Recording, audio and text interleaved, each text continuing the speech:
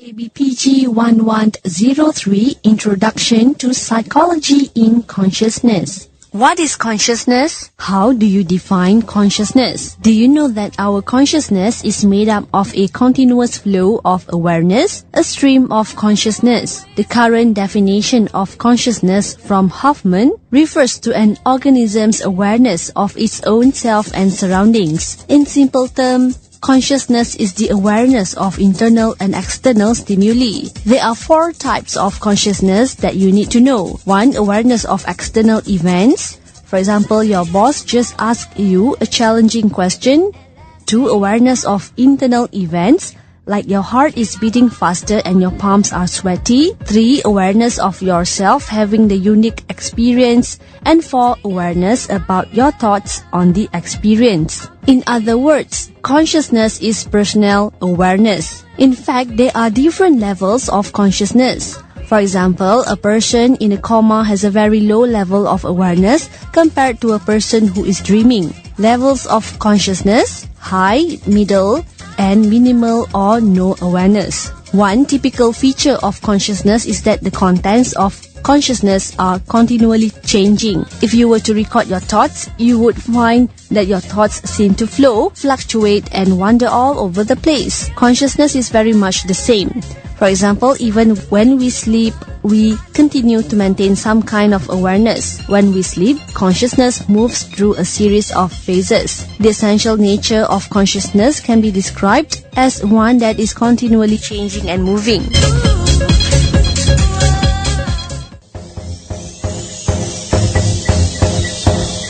Introduction to Psychology in Consciousness. Psychologists generally divide consciousness into 2 categories, which are waking consciousness and altered states of consciousness. Waking consciousness refers to our personal awareness of thoughts, feelings, and perceptions that occur when we are awake and alert. Waking consciousness is very much tuned into the external world. An altered state of consciousness is different from waking consciousness in the sense that we become detached in varying degrees from the external world. For example, sleeping, dreaming, and daydreaming are altered states. Other altered states of consciousness can be induced by hypnosis, meditation, and drugs. So why do we experience consciousness? From an evolutionary perspective, it may be that consciousness evolved in order to allow our ancestors to think through different alternatives before choosing the best course of action. Otherwise, simply acting without thinking through the best course of action could lead to life-threatening outcomes. Altered states of consciousness. It refers to any state of consciousness other than normal waking consciousness. There are a few main characteristics of altered states of consciousness, like changes in perception and attention processes. Sense of time may be distorted. Changes in memory functioning. You may not remember the dreams you had, or you may not remember the party last night because you drank too much. Changes in higher level thought processes. Decision-making and judgment may be impaired, and changes in emotional feeling and self-control. You may lose your inhibitions, be more confident, or feel numb. Generally, it takes deliberate effort to enter an altered state of consciousness. For example, you might start to daydream while attending a boring staff meeting. So through the ages, people have looked for ways to alter their consciousness. Some of the more popular methods include taking drugs, meditation, fasting, chanting, and going into a trance. Why are people so interested in altering their consciousness? Because of sacred rituals, social interactions, and individual rewards. Introduction to Psychology in Consciousness. Sleep. Have you ever wondered why some people like waking up early in the morning while others like to sleep till noon? Biological rhythms are partly responsible for shaping our variations in consciousness. In fact, rhythm encompasses all of nature. For instance, the 4 seasons and night and day resemble rhythms present in nature. In the same way, we also experience biological rhythms. Biological rhythms can be defined as periodic fluctuations in psychological functioning. Circadian rhythms help to regulate our sleep patterns. For example, if you are used to going to sleep at midnight every night, then you will most likely automatically feel sleepy at this time every day. Sleep occurs in rhythms. There are 4 basic biological rhythms: yearly or seasonal cycle, 24-hour daily cycle, monthly or lunar cycle, and 90-minute rest activity cycle. The yearly or seasonal cycle, which is related to depression, the monthly or lunar cycle, which also corresponds with the female menstrual cycle, the 24-hour daily cycle, and the 90-minute rest activity cycle, which is related to variations in alertness and daydreaming. Flying across several time zones can disrupt your circadian rhythms. After a long flight, our sleep patterns are disrupted and we experience what is known as jet lag.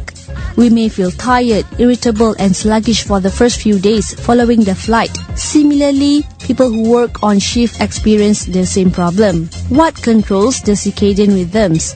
Essentially, the hormone levels of epinephrine and melatonin determine when we feel alert and we feel sleepy. The hormone epinephrine causes our body to stay alert, whereas melatonin causes us to feel sleepy. Epinephrine levels reach their peak in the late morning, then consistently decrease until around midnight, when they suddenly drop to a very low level and remain there until morning. How do scientists study sleep and dreaming? They use the electroencephalogram, where electrodes are attached to the scalp to measure brainwave activity.